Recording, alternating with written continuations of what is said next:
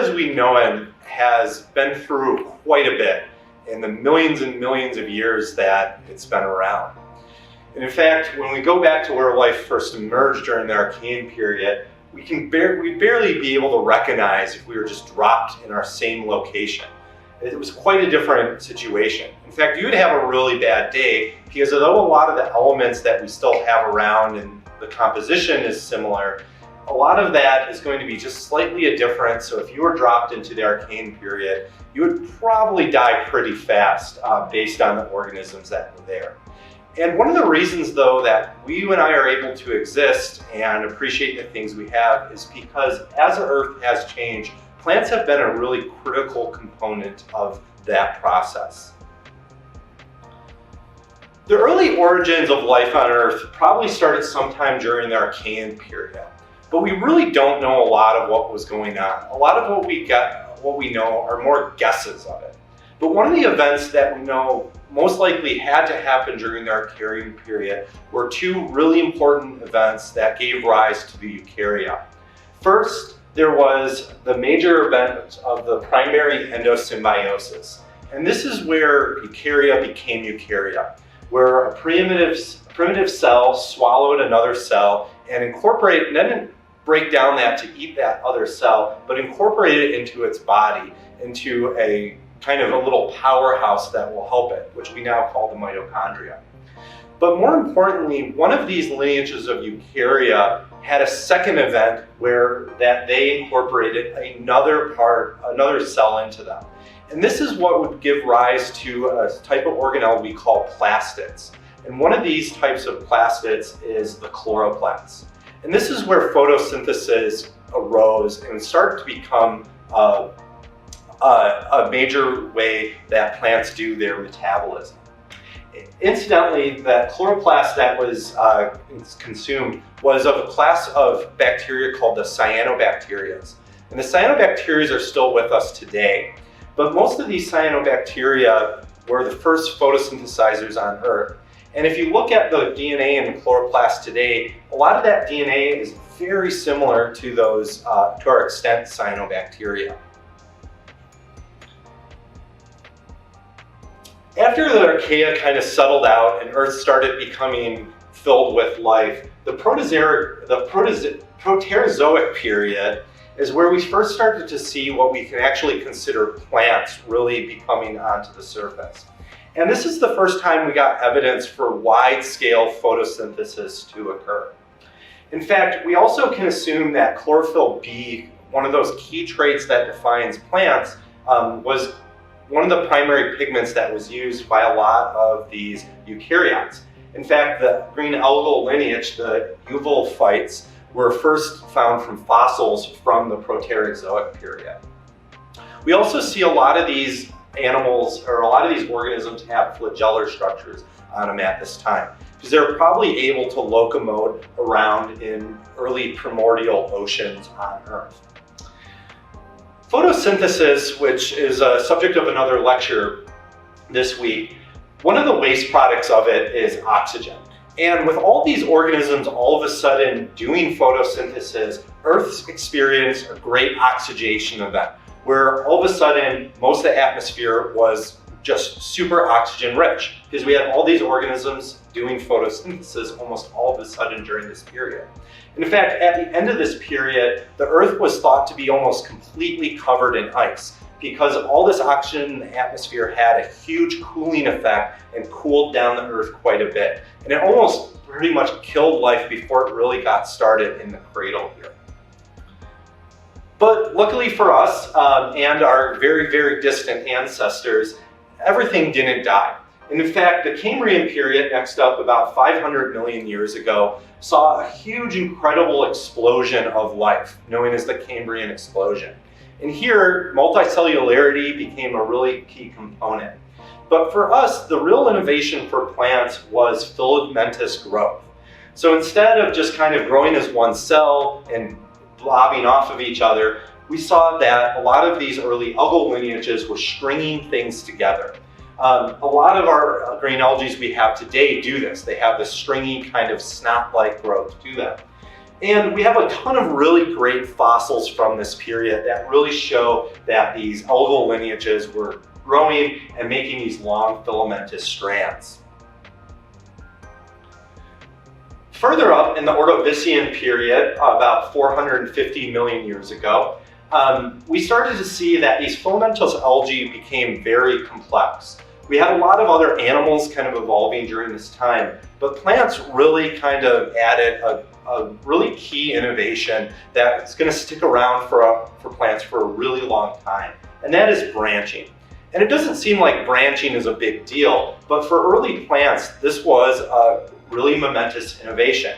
Because not only for them did it allow them to grow, kind of compete against each other, and increase their surface area to get photosynthesis, it allowed them some redundancy if they were getting attacked or kind of chopped off by animals. And for animals, this was a really big benefit because it gave more structure to the communities that we see. And so by having these new filamentous plants kind of growing and branching everywhere, it gave them more places to hide in order to seek shelter for a lot of these early animals. Further along in the Silurian period is where we really started to see kind of what we could even consider plants really getting going. And in this time period, we started to see multicellular sporophytes evolve. And this also came across with the structure we call a cuticle. Plants have an outer waxy layer on them that helps them to preserve water internally. And these two important innovations were probably involved hand in hand with the first forays onto land for plants. The earliest land plant fossil we have comes from this period, which is Cooksonia here, this really bizarre alien-looking plant. But even though it looks very different than a lot of the plants we see today, it has a lot of those key similarities to it. That cuticle, what you're looking at is the sporophyte instead of gametophyte on this plant.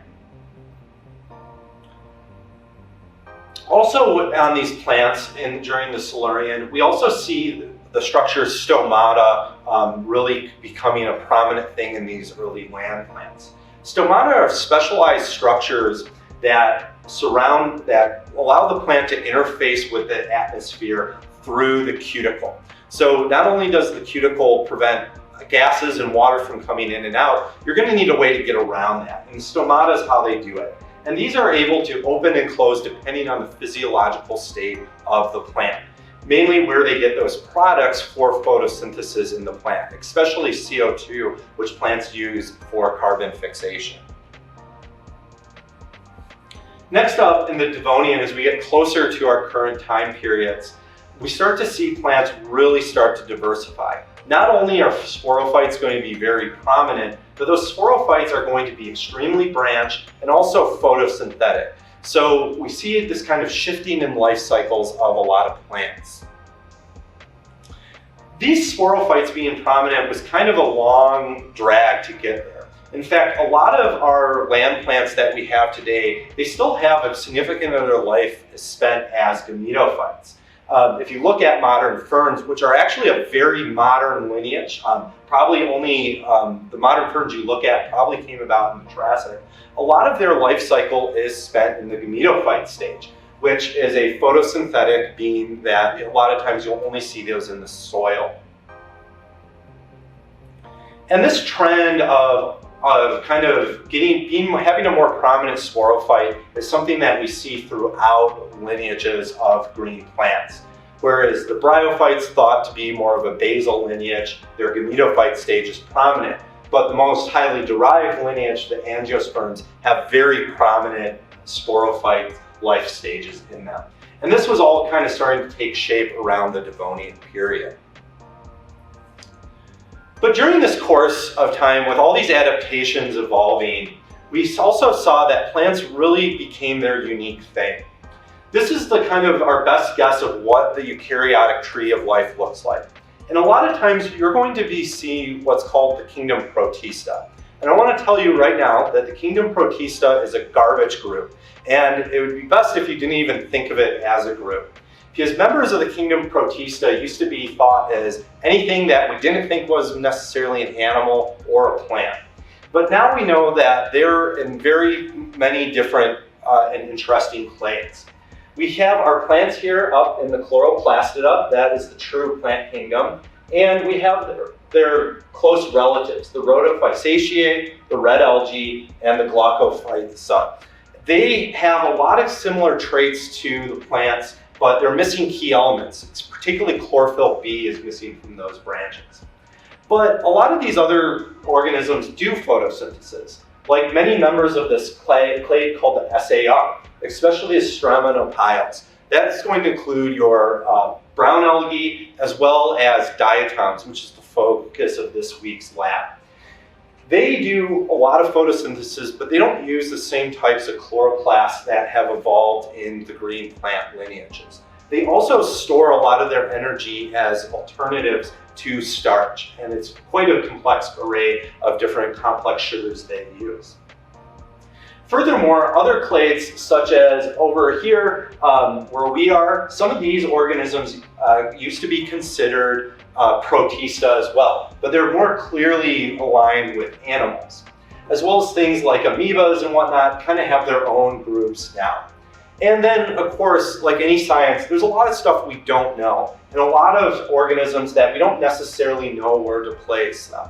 But as our ability to read the genetic code increases, these will probably soon be sorted out into many different clades. So to review, the plant evolution really began at the start of life. Even though they might be things that we might not include as plants now, those relatives share key homologs or similar traits to other plants. Plants develop really unique traits pretty early on as we went along in these. And these traits really separated plants from their sister lineages. And as plants invaded land, evolution continued to shape these plants. Some of the key traits we have, such as the cuticle and the stomata, are in response to adaptations to land. And lastly, that the pressures that have made these plants unique has really set them apart from their close relatives in the eukarya. So the big take-home question for you guys to think about from this is, as our globe changes in the future, as we put more CO2, as we have warmer climates, how do you think that's going to influence the future evolution of plants and their relatives?